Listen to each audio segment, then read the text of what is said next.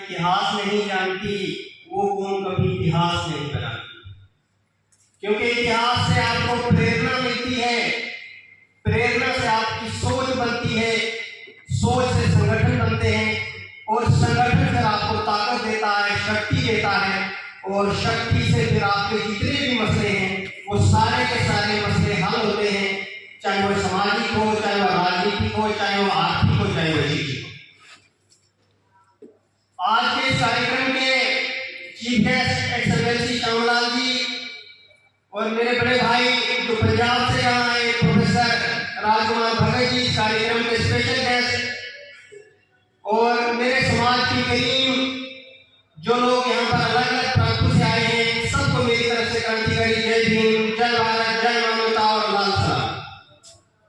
साथियों, 1 जून 1970 का वो दिन, जून की गर्मी, लेकिन हमारे समाज के महापुरुष जिन्होंने अपने प्राणों की आहुति दे दी, इस दबे कुचले गरीब मजदूर कारीगर और किसानों के लिए उन्होंने अपनी जान दे दी और जम्मू कश्मीर में जो कॉन्स्टिट्यूशनल राइट थे, चाहे वो एजुकेशन के सेक्टर में थे, चाहे वो एम्प्लॉयमेंट में थे, उनको उन्होंने देने का काम किया। आज का दिन इतिहास में दर्ज है कि कितने बड़े काम वो हमारे लिए करके, लेकिन हमारा समाज आज भी चैन की नींद सोया हुआ है और जो एजुकेशन सेक्टर में या एम्प्लॉय में हमारे समाज को अधिकार मिले, उस अधिकार के तहत वो गाड़ी, बंगला और बड़ी बड़ी उसने जमीनें खरीदी हैं और उसके लिए हमारे समाज के महापुरुषों को याद करने का भी टाइम है। एक दिन की भी छुट्टी वो रख नहीं सकते हैं, ये बड़ी दुखदायक बात है। लेकिन जितने भी लोग हमारे यहाँ आए उन सबका मैं स्वागत करता हूँ, क्योंकि उनके अंदर कुछ डेडिकेशन है, कुछ डिवोशन है, समाज के प्रति उनकी श्रद्धा और विश्वास है, तभी वो इतने दूर से अपने कीमती समय लेकर यहाँ आए और उन्होंने इस कार्यक्रम की रौनक बढ़ाई और हमारे महापुरुष श्री भगत अमरनाथ जी को श्रद्धा सुमन अर्पित की। मैं सब आए हुए लोगों का यहाँ तेजी से हार्दिक अभिनंदन और स्वागत करता हूँ।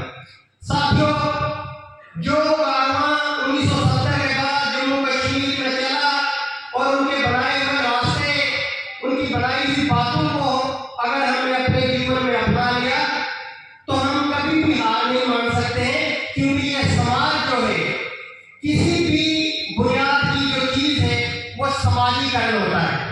अगर आपका समाजवाद मजबूत है तो वहीं से आप दूसरी, तीसरी और चौथी चढ़ सकते हो। इसलिए जो उनका 21 पॉइंट एजेंडा था कि समाज के अंदर हर नागरिक को बराबर का अधिकार हो, चाहे वो शिक्षा के क्षेत्र में हो, चाहे वो रोजगार के क्षेत्र में हो, चाहे वो सांस्कृतिक रूप से हो, लेकिन उनका जो अधूरा कार्य था वो हमें आगे बढ़ाना है और पिछले 10-12 साल से हम ये कोशिश कर रहे हैं कि लगातार उनकी आवाज बनकर, उनकी शब्दों का प्रचार प्रसार करके हम लोगों तक पहुंचे। लेकिन लोगों को हम जागरूक करने का काम तो कर रहे हैं, लेकिन जितनी उम्मीद और जितनी एक्सपेक्टेशन हमें लोगों से होनी चाहिए वो अभी तक नहीं हो पा रही। इसीलिए डॉक्टर अम्बेडकर ने कहा था कि जब हमारा समाज गहरी नींद में सोया होगा तो उनको जगाने के लिए कौन जाएगा। इसीलिए 1940 के दशक में जब पूरी दुनिया सोई होती थी तो डॉक्टर अम्बेडकर जो थे वो लिखने और पढ़ने का काम करते थे, इसलिए क्योंकि उनको लगता था कि मेरा समाज जो है सोया है, मुझे जागना जरूरी है। इसीलिए समाज के अंदर 3-4 घंटे में रोज का काम करता हूँ, चाहे वो लिखने का काम हो, चाहे वो वीडियो के थ्रू अपनी बात रखने की बात हो, चाहे कन्वर्सेशन के थ्रू हो। मैं आप सब लोगों से अपील करता हूँ, सिर्फ आप 1 घंटा काम करिए। अगर आपने 1 घंटा भी काम किया तो समाज में जरूर बदलाव आएगा। सिर्फ 1 घंटा, इसलिए आपको जितने परिवर्तन करना है, दूसरों को बदलने से बेहतर है आप खुद ही बदले। मुश्किलें आएंगी, परेशानियों से घिरे रहोगे, लेकिन वो दिन दूर नहीं होगा जब एक दिन आप सिंहासन पर पहुंचोगे और आप दुनिया की जितनी भी मंजिलें उनको पाओगे।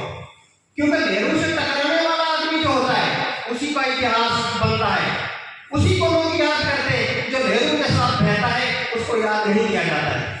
इसलिए जो विचारधारा है वो अपने विचारों के साथ कभी भी समझौता नहीं करना है।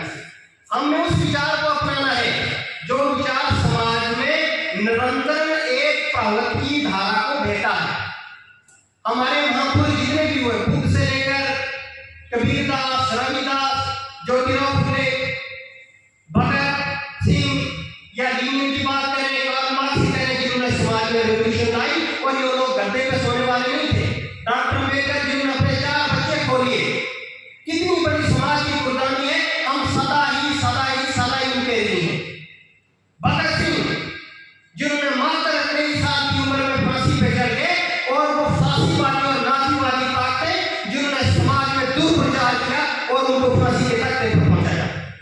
और आज वो लोग राष्ट्रवाद की बात करते हैं, समाज को तोड़ने की बात करते हैं। इससे आपको समझना है कि हमको मौजूदा स्थिति में किस चीज की जरूरत है, हम लोग कहां की तरफ जा रहे हैं। इसलिए हम ना नास्तिक की बात करते हैं, ना आस्तिक की बात करते हैं, हम वास्तविकता की बात करते हैं। हमने सत्य के साथ चलना होगा, विज्ञानवाद की विचारधारा को अपनाना होगा, हमको निष्ठावान होना होगा और अपने सिद्धांत, अपने विचारों को हमको लेकर आगे बढ़ना होगा। इसलिए जो बुरी चीजें हैं उनको हमको छोड़ना होगा, चाहे वो धर्म हो, चाहे वो राजनीति हो, चाहे वो मनुष्य हो, चाहे वो कर्म। क्यों?